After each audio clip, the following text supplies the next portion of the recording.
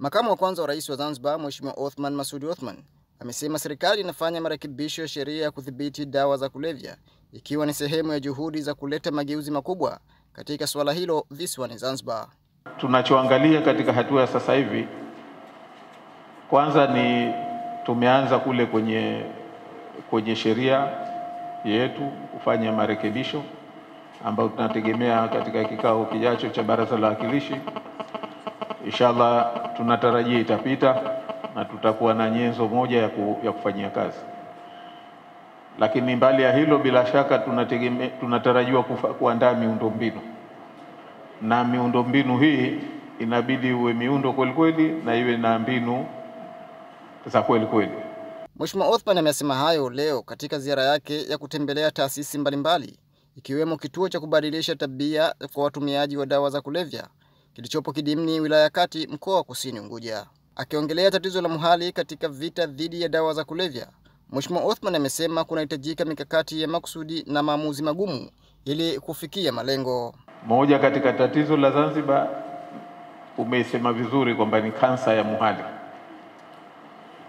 Kwa hivyo na kansa ya muhali lazima katika hili hatuwezi maana kuna kansa nyingine hazina dawa, lakini hili inabidi tuitafutie dawa.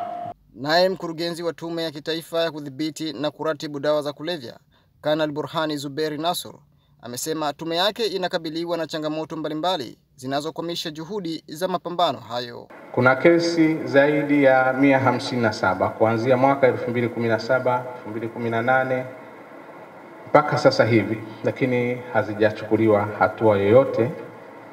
Kazi kubwa ni kuahirisha tu. Kama unavyoona kabrasha hili lote ni kesi imefutwa, mashahidi hawakupatikana, kesi inachukua muda mrefu. Hakuna sababu ya msingi, lakini tunatumia resources nyingi na tahadhari kubwa kukamata hawa wahalifu wa dawa za kulevya, lakini mwisho umaliziaji unatuangusha kwa kweli. Katika ziara hiyo ambayo aliambatana na viongozi mbalimbali, Mheshimiwa Makamu wa kwanza alipata fursa ya kutembelea kituo cha Zafa Plus kinachowahudumia watu wanaoishi na virusi vya ukimwi, jumuiya ya Ziadesa inayojishughulisha na elimu na mapambano dhidi ya ukimwi, pamoja na kituo cha huduma za ukimwi katika hospitali ya rufaa ya Mnazi Mmoja. Nikiripoti, Abedi Khamis, ofisi ya Makamu wa kwanza wa Rais.